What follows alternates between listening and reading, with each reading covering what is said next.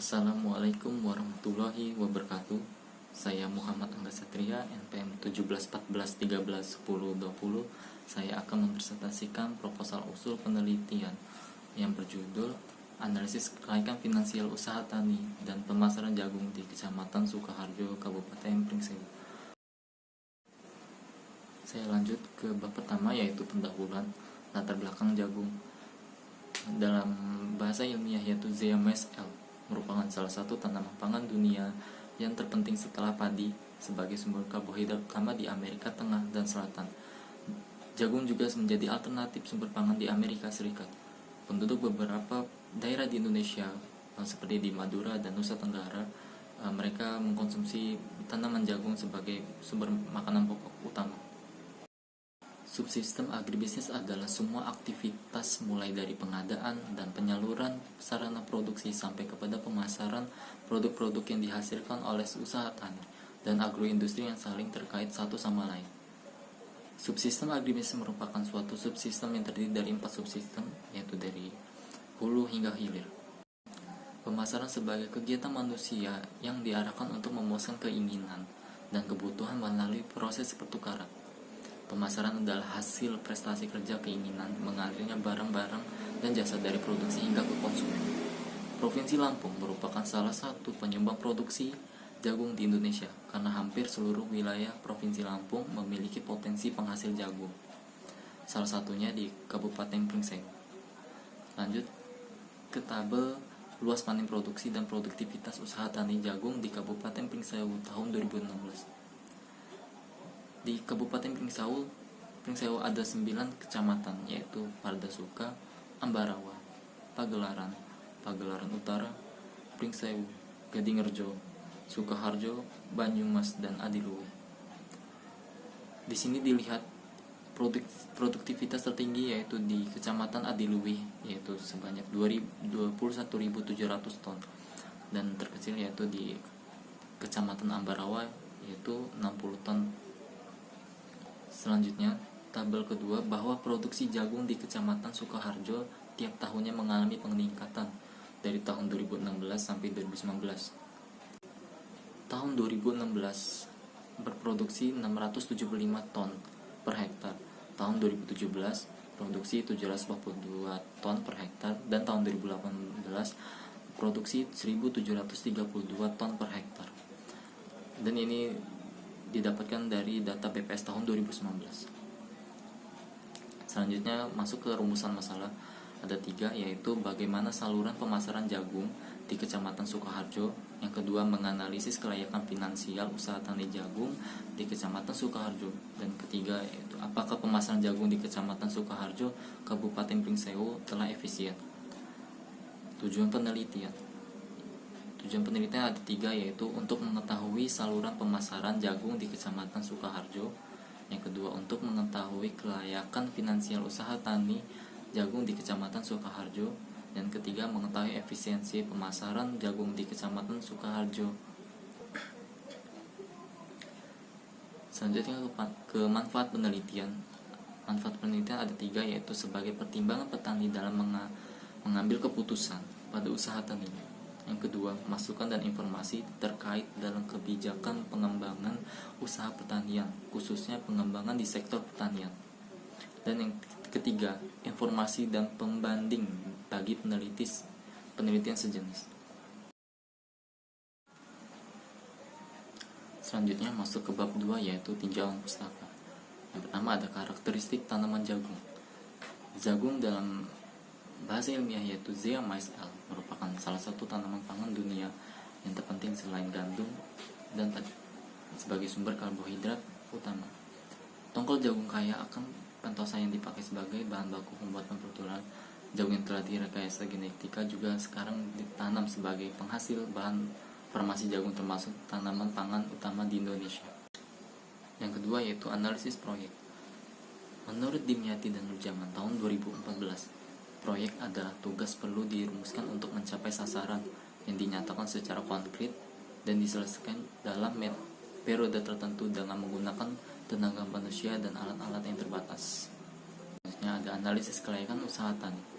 Menurut Niti Semito dan Burhan tahun 2010, Ada beberapa metode pengukuran kelayakan investasi yang akan ditanam pada suatu kegiatan.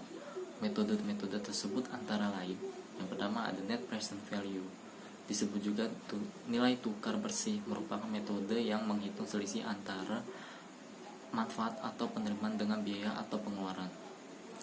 Yang kedua ada internal rate of return, merupakan suatu tingkat bunga yang menunjukkan nilai bersih sekarang atau NPV sama dengan jumlah seluruh investasi proyek. Yang ketiga ada net benefit cost ratio, adalah perbandingan antara jumlah pendapatan bersih dengan jumlah biaya bersih yang diperhitungkan nilainya pada saat ini atau present value. Yang keempat yaitu ada gross benefit cost ratio, adalah perhitungan yang menunjukkan tingkat perbandingan antara jumlah penerimaan kotor dengan jumlah biaya kotor yang diperhitungkan nilainya saat ini. Dan terakhir ada payback period. Metode payback period merupakan teknik penilaian terhadap jangka waktu atau periode pengambilan investasi suatu proyek atau usaha untuk menilai apakah suatu usaha tersebut layak atau tidak layak untuk diusahakan. Selanjutnya analisis sensitivitas. Menurut Kashmir tahun 2010, analisis sensitivitas merupakan analisis yang dilakukan untuk mengetahui akibat dari perubahan parameter produksi terhadap perubahan kinerja sistem produksi dalam menghasilkan keuntungan. Selanjutnya ada teori sistem pemasaran. Menurut Hasan tahun 2013, pemasaran adalah proses mengidentifikasi, menciptakan, dan mengkomunikasi nilai serta memelihara hubungan yang memuaskan pelanggan untuk memaksimalkan keuntungan perusahaan. Selanjutnya ada efisien pemasaran. Efisien pemasaran adalah seberapa besar pengorbanan yang harus dikeluarkan dalam kegiatan pemasaran menunjang hasil yang bisa didapatkan dari kegiatan pemasaran tersebut. Kita masuk bagian ke kerangka pemikiran. Dilihat pada bagian atas. Input yang digunakan dalam berusaha tani membutuhkan input dan output. Input yang digunakan terdapat dua jenis, yaitu input tetap dan input variabel. Input tetap itu seperti contoh alat-alat pertanian seperti cangkul, skop, traktor, dan lain-lain. Sedangkan input variabel seperti pupuk, pestisida, benih, dan lain-lain. Dalam penggunaan input tersebut akan mengeluarkan biaya produksi. Petani yang sudah mencapai hasil masa panen akan memperoleh hasil produksi. Dalam penggunaan input tersebut akan mengeluarkan biaya produksi. Petani yang sudah mencapai hasil masa panen akan memperoleh hasil produksi, yaitu output. Hasil produksi tersebut dijual dengan harga yang ditentukan oleh kesepakatan antara penjual dan pembeli, sehingga petani akan memperoleh penerimaan. Penerimaan dikurangi dengan biaya produksi akan menghasilkan pendapatan. Pendapatan yang diperoleh petani menjadi sampel analisis proyek. Analisis proyek yang dilaksanakan melihat dari aspek finansial dan aspek pemasaran. Dalam analisis finansial akan memperoleh harga atau nilai, antara lain gross BC, net BC, NPV, IRR, PP, dan nilai sensitivitas. Dalam aspek pemasaran meliputi saluran pemasaran, pangsa pasar, dan hubungan harga produsen dan konsumen. Setelah mengetahui nilai-nilai analisis finansial, dapat mengetahui usaha tani tersebut layak atau tidak layak. Selanjutnya, masuk ke bab 3, yaitu metode penelitian. Yang pertama ada konsep dasar dan definisi operasional. Yang kedua, waktu dan tempat penelitian. Yang ketiga, jenis data dan sumber data. Dan keempat, metode analisis penelitian. Kita masuk ke konsep dasar dan definisi operasional. Konsep dasar dan definisi operasional mencakup semua pengertian yang digunakan dalam analisis untuk menjawab tujuan penelitian ini. Selanjutnya, lokasi penelitian, responden, dan waktu penelitian. Lokasi penelitian ini dilaksanakan di Kecamatan Sukoharjo, Kabupaten Pringsewu, Provinsi Lampung. Lokasi ini dipilih secara sengaja atau proporsif. Jumlah responden ditentukan dengan menggunakan rumus, yaitu N sama dengan 10% dikali N. N N sama dengan 0,1 dikali 535. N sama dengan 53,5, sehingga dibulatkan menjadi 54. Sehingga didapatkan 54 responden atau petani yang budidaya tanaman jagung di Kecamatan Sukaharjo, Kabupaten Pringseu. Waktu pelaksanakan dimulai pada bulan September 2020 sampai dengan bulan Desember 2020. Slide selanjutnya, jenis data dan metode pengumpulan data.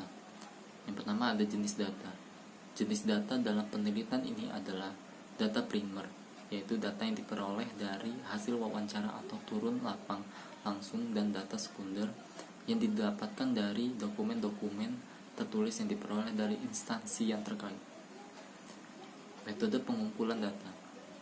Metode pengambilan sampel dilakukan dengan menggunakan metode acak sederhana atau simple random sampling. Selanjutnya metode analisis data. Dalam penelitian ini ada dua data yang diperoleh, yaitu data primer dan sekunder, yang kemudian dianalisis secara kualitatif dan kuantitatif. Data yang diperoleh disajikan dalam bentuk deskriptif, tabulasi, serta diolah dengan bantuan kalkulator dan komputer. Yang pertama ada analisis finansial.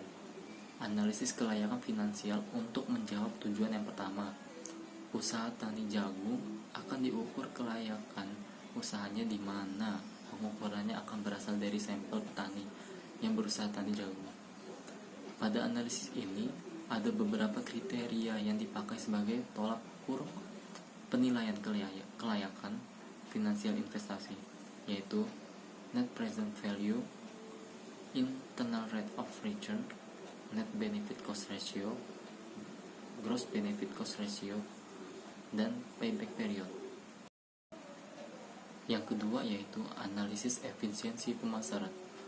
Menurut Anwar Sanusi tahun 2002, indikator yang dapat digunakan untuk menilai efisiensi suatu sistem pemasaran adalah sebaran rasio profit margin atau RPM pada setiap lembaga pemasaran yang ikut serta dalam suatu proses pemasaran. Rasio profit margin lembaga pemasaran ini merupakan perbandingan antara keuntungan yang diperoleh lembaga pemasaran dengan biaya yang dikeluarkan oleh lembaga pemasaran yang bersangkutan. Rumus rasio profit margin atau RPM yaitu RPM sama dengan PI per BTI untuk menghitung margin pemasaran dan margin keuntungan sehingga menghasilkan rasio profit margin. Digunakan rumus MJI sama dengan PSI dikurang PBI. Nilai total margin pemasaran diperoleh dengan rumus MJ sama dengan harga pada tingkat pengecer dikurang harga pada tingkat produsen.